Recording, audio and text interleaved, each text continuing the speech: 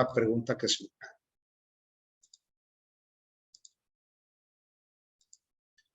Bien, nuestra sesión del día de hoy tiene el título de Estados financieros y razones financieras, primera parte. Sé que ya muchos de ustedes conocen acerca de los estados financieros, cuáles son estos, los más importantes son los generalmente utilizados: balance general, estado de resultados, estado de flujo de efectivo, ¿verdad? Vamos a hacer referencia nosotros a los dos primeros, que es el balance general y el estado de resultados, el cual nos ayuda a hacer el análisis financiero a través del uso de las razones financieras. No voy a profundizar en cuáles son los componentes del balance general y el estado de resultados, puesto que ustedes ya los conocen. Simplemente vamos a ver la importancia de la información financiera que podemos nosotros utilizar para tomar decisiones con respecto a la administración financiera. Primero, pues hablemos acerca de la información que generan los contadores y que no lo hacen de manera libre e independiente, sino que están sujetos a ciertos principios que en México el Consejo Mexicano de Normas de Información Financiera, AC, el CINIF, establece, ¿no? Es un organismo independiente en patrimonio y operación, cuyos asociados son la Asociación Mexicana de Bancos, la de Intermediarios Bursátiles, la Mexicana de Instituciones de Seguros, la Nacional de Facultades y Escuelas de Contaduría y Administración, el Banco de México, la Bolsa Mexicana de Valores, la Comisión Nacional Bancaria de Valores, la Comisión Nacional de Seguros y Fianzas, el Consejo Coordinador Empresarial, el Consejo Mexicano de Hombres de Negocios y el Instituto Mexicano de Contadores Públicos, el Instituto Mexicano de Ejecutivos de Finanzas, la Secretaría de Hacienda y la Secretaría de la Función Pública. Quiere decir que casi nadie, ¿verdad? Sí, son miembros asociados del Consejo Mexicano de Normas de Información Financiera. ¿Qué es el CINIF? Bueno, pues es el encargado, ¿verdad?, de desarrollar esas normas que deben de cumplir todos aquellos que generan información financiera. Los principios generalmente aceptados de contabilidad, ¿verdad? Eso es lo que, pues, en un momento hizo el Instituto Mexicano de Contadores Públicos, pero ya, pues, a partir de 2004, pues, es el CINIF el que se encarga de realizar todo esto. Les pedí ahí en la tarea de esta semana investigar acerca de esos principios, ¿verdad? ¿Cuáles son los principios de contabilidad generalmente aceptados? Los accionistas, que es el tema, o más bien es a quien nos referimos en cuanto a la información financiera, o bien los dueños del negocio, los acreedores, son todos aquellos que utilizan esa información que se genera en el área de contabilidad o que se genera en forma de balance general, estado de resultados.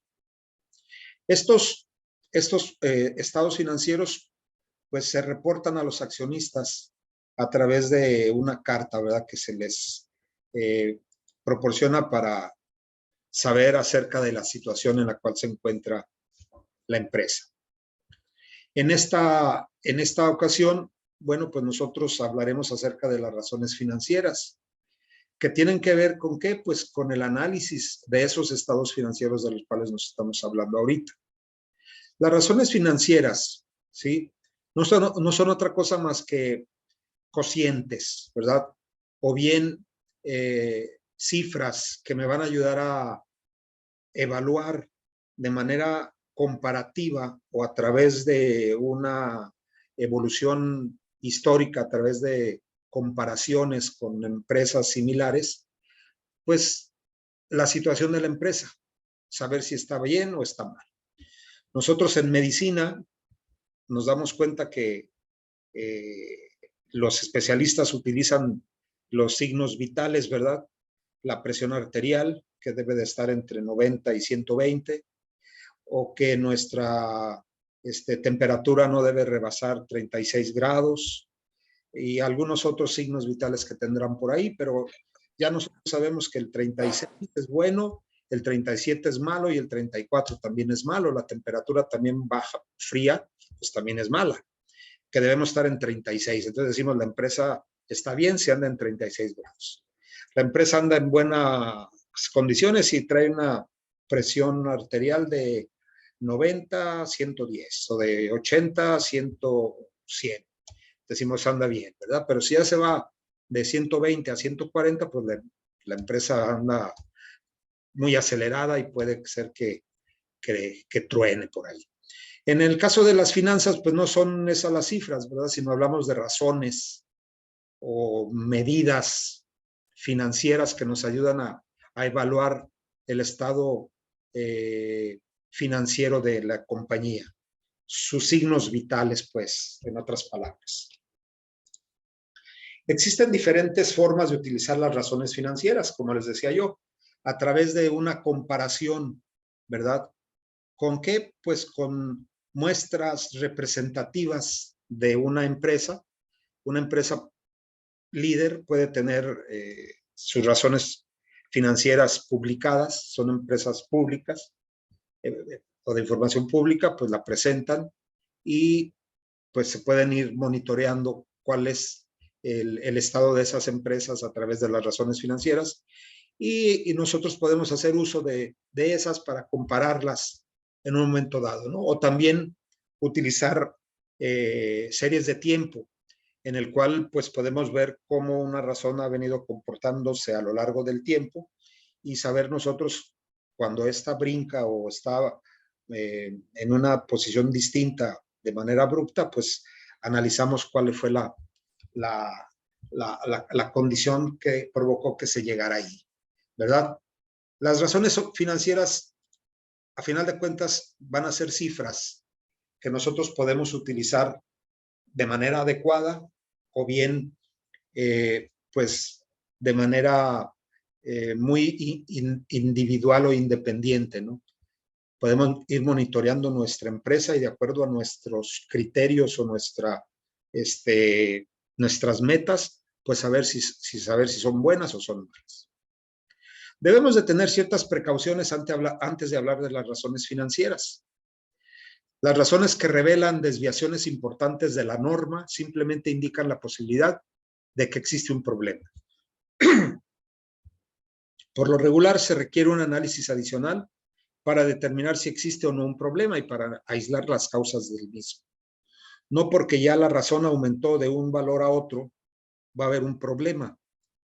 Existe la posibilidad, pero no siempre, ¿verdad? Puede ser consecuencia de uno. Por eso hay que hacer análisis adicionales, no nada más en base a. Por lo general, una sola razón no ofrece suficiente información para evaluar el desempeño general de la empresa. Sin embargo, cuando el análisis se centra solo en ciertos aspectos específicos de la posición financiera de la empresa, una o dos razones pueden ser suficientes. No olviden el ejemplo que les doy de los signos vitales de la persona, ¿no?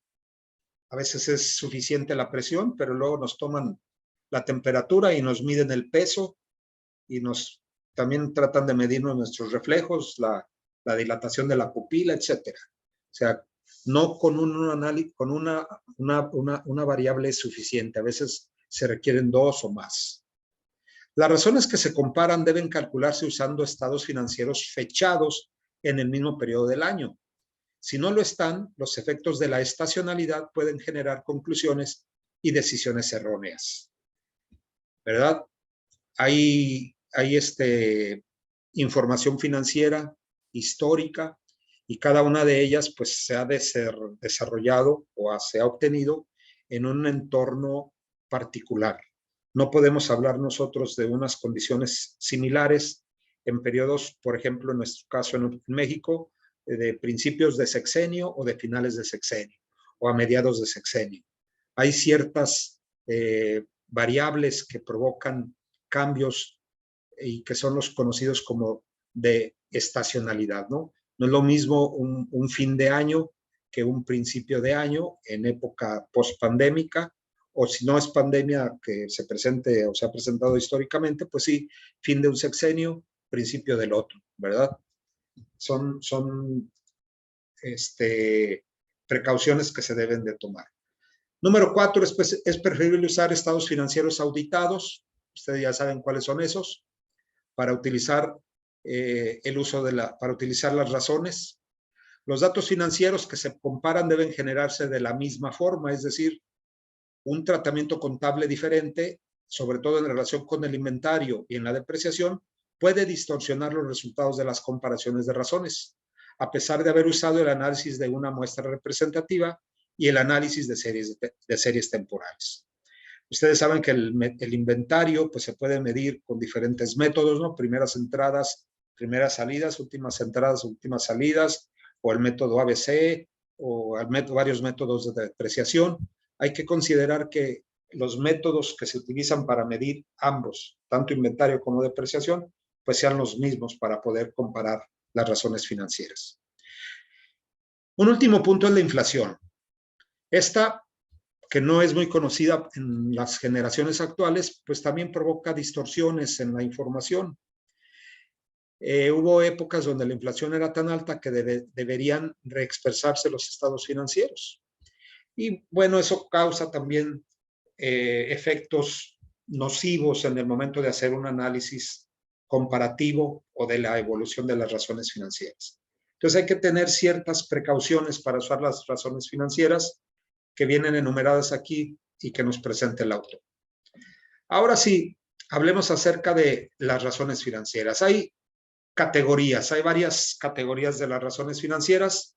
El día de hoy vamos a hablar de dos de ellas, las de liquidez y de endeudamiento, y la próxima semana hablaremos, perdón, liquidez y actividad, y en la próxima semana hablaremos del resto.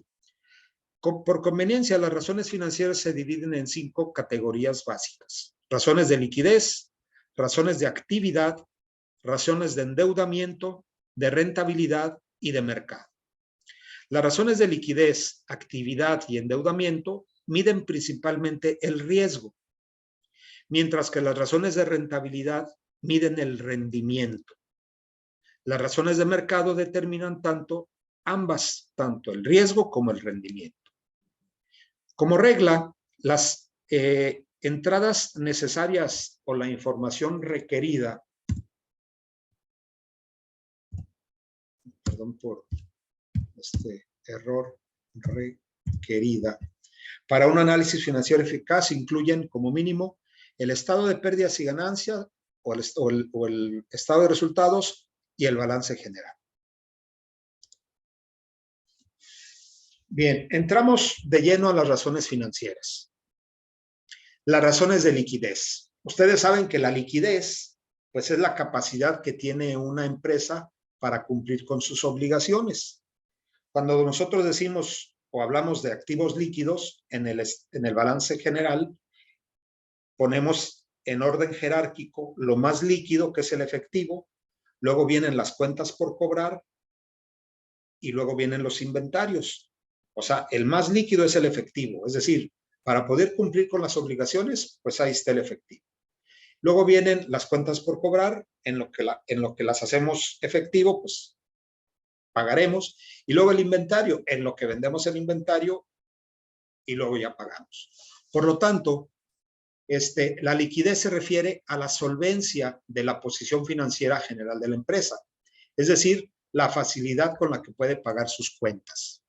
Por eso nosotros, cuando medimos la primera razón de liquidez, que es la liquidez corriente, utilizamos los activos corrientes y los dividimos entre el total de pasivos corrientes. Repito, la liquidez corriente se obtiene dividiendo el total de activos corrientes entre el total de pasivos corrientes. Esa información viene en el balance general. Por lo general, cuanto más alta es la liquidez corriente, pues mayor es la liquidez de la empresa. Este valor pues debe ser mayor que 1, naturalmente, ¿no? 1, 2, 3, pues eso es ya una razón buena.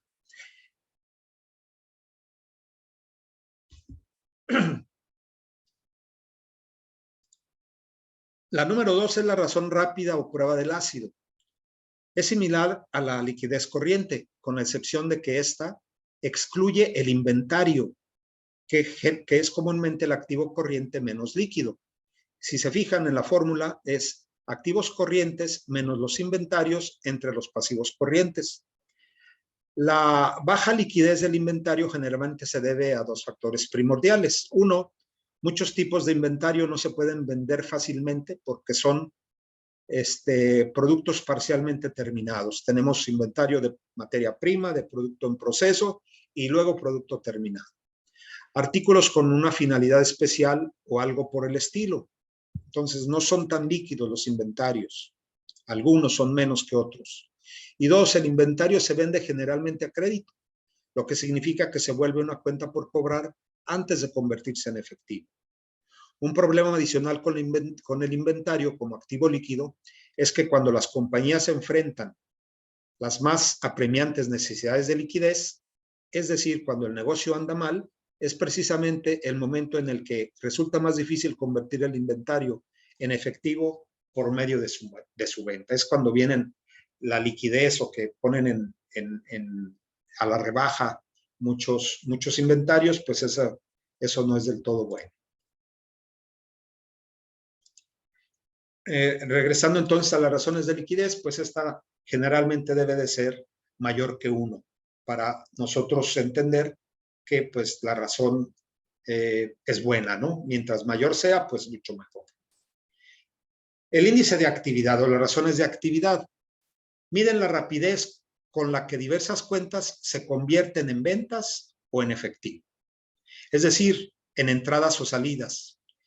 En cierto sentido, los índices de actividad miden la eficiencia con la que opera una empresa en una variedad de dimensiones, como la administración de inventarios, gastos y cobros. Acuérdense que las empresas realizan varias operaciones, ¿verdad? No todas son únicamente pues comercializar, como comprar y vender, sino hay operaciones dentro de las organizaciones. Existen varios índices para la medición de la actividad de las cuentas corrientes más importantes, las cuales incluyen inventarios, cuentas por cobrar y cuentas por pagar. También se puede evaluar la eficiencia con la cual se usa el total de activos. En otras palabras, las actividades que generan las ganancias o los ingresos de las empresas, pues se pueden evaluar. ¿Cómo anda el manejo de los inventarios? ¿Cómo está la cuestión del crédito que se otorga en cuentas por cobrar? ¿Y cómo manejamos el crédito que nos otorgan? Es decir, las cuentas por pagar. Así que tenemos nosotros estas razones. La primera es la rotación de inventarios. La rotación de inventarios no es otra cosa más que dividir el costo de los bienes vendidos entre el inventario. El costo de los bienes vendidos pues aparece en el estado de resultados y el inventario en el balance general. La rotación resultante tiene significado solo cuando se compara con la de otras empresas de la misma industria o con la rotación pasada de los inventarios de la empresa. Una rotación de inventarios de 20 sería normal para una tienda de comestibles, cuyos bienes son altamente perecederos y se deben de vender pronto. En cambio, una rotación de inventarios común para una empresa fabricante de aviones sería tal vez de 4. Es decir, es el número de veces que el inventario rota en un año, ¿verdad? 20, pues es un número adecuado para una tienda de abarrotes tal vez, o más grande, ¿no? 20, 25, 30.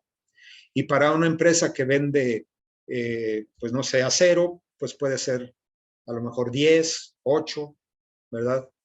Es dependiendo del giro de la empresa.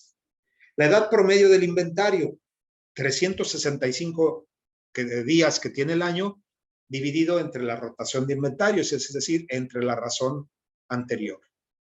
Mide cuántos días conserva la empresa el inventario, o también puede considerarse como el número promedio de días que se requieren para vender el inventario. ¿Sí? 365 entre 10, pues son 36.5, ¿verdad? 36.5 días conserva la empresa el inventario. 365 entre 20, pues es 5 punto y fracción. Ahí hacen ustedes las operaciones pertinentes. Ok. creo que tienen en la actividad de esta semana, hay que hacer el cálculo de algunas razones financieras. Sencillas, tampoco es algo muy complejo. Bueno, número 3, periodo promedio de cobro. Ya entramos en las cuentas por cobrar. Cuentas por cobrar entre ventas diarias promedio. El periodo promedio de cobro o antigüedad promedio de las cuentas por cobrar es útil para evaluar las ventas, para evaluar las políticas de crédito y de cobro. Tiene significado solo cuando se relaciona con las condiciones de crédito de la empresa. Bueno, yo puedo decir, mi antigüedad promedio de cuentas por cobrar es de 15 días. Sí, pero si tu promedio de pago es de 8 días, pues ahí tienes que andar batallando, ¿no? Porque tu periodo promedio de cobro es más largo que tu periodo promedio de pago. El periodo promedio de pago se calcula dividiendo las cuentas por pagar entre las compras diarias promedio. La dificultad para calcular esta razón se debe a la necesidad de calcular las compras anuales, un valor que no está disponible en los estados financieros publicados. Normalmente las compras se calculan como un porcentaje específico del costo de los bienes vendidos. Podemos decir, las compras representan el 70% del costo de ventas, ¿verdad? Entonces ya podemos calcular las compras de la empresa, ¿no? Estas compras diarias, pues las podemos calcular, son entre 365 días. Compras entre 365 me da las compras diarias promedio. Esta cifra es significativa solo en relación con las condiciones de crédito otorgados por la empresa. Nosotros debemos de medir tanto el periodo promedio de cobro como el periodo promedio de pago. Si traemos un periodo promedio de pago de 45 días y las condiciones de crédito que establecemos son de 30 días, pues la empresa está saliéndose de sus políticas, ¿verdad? Está cobrando a plazos muy largos.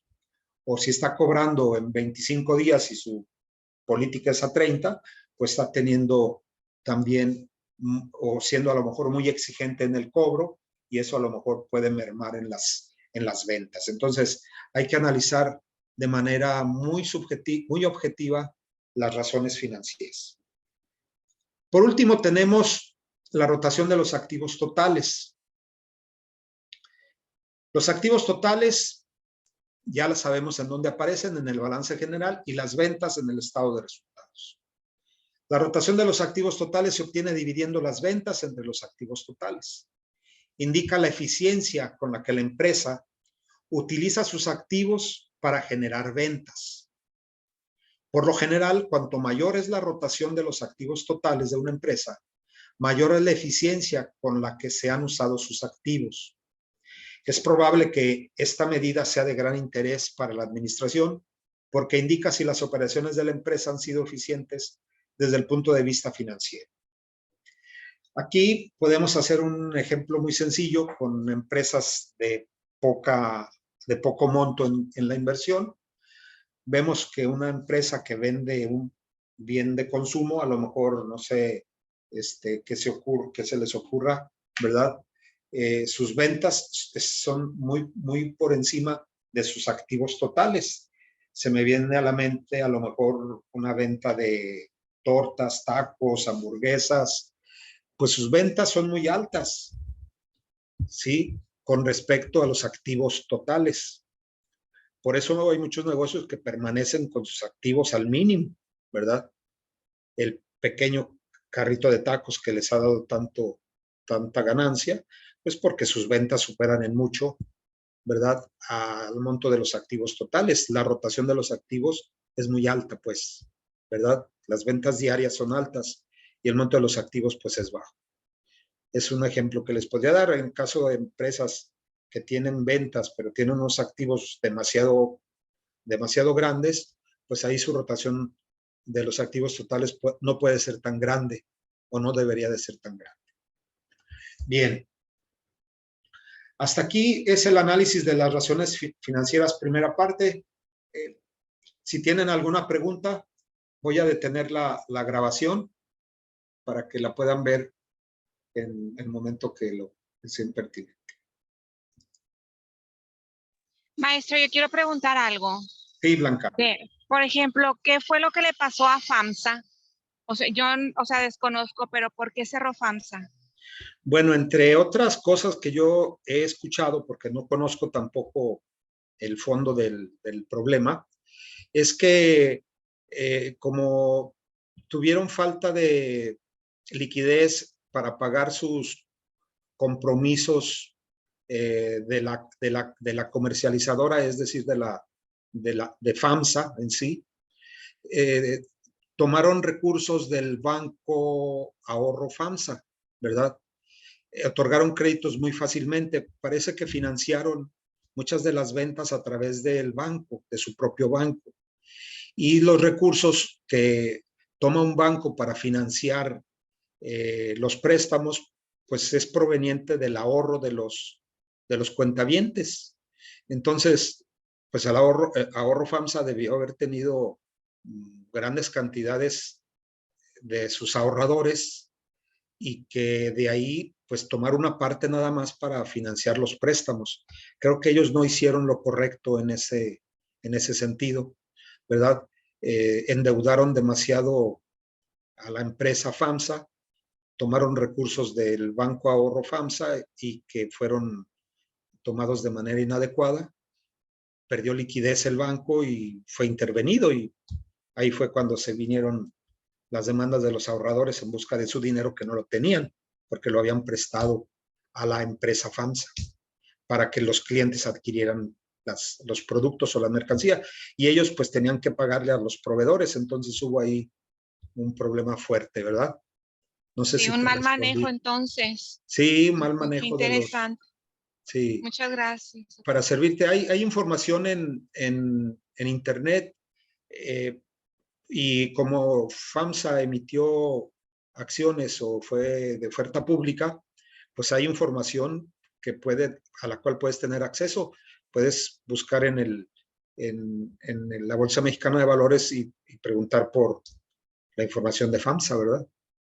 Sí, muy bien. Muchas gracias, maestro. Gracias, Víctor. Sí, buenas noches. Buenas noches. Vamos a ir para complementar el tema. Sí. Yo trabajé en FAMSA. Yo estuve 5 años y medio. Ajá. Y de hecho, pues, en febrero fue cuando me reajustaron, precisamente por lo mismo del cierre de todo ese rollo. Y sí, como usted comenta, pues sí fue mal manejo ahí en los recursos del banco. Siempre me preguntan también, por ejemplo, porque el banco y la mueblería era otra. Sí. Entonces, como dice, fueron malos manejos en el banco,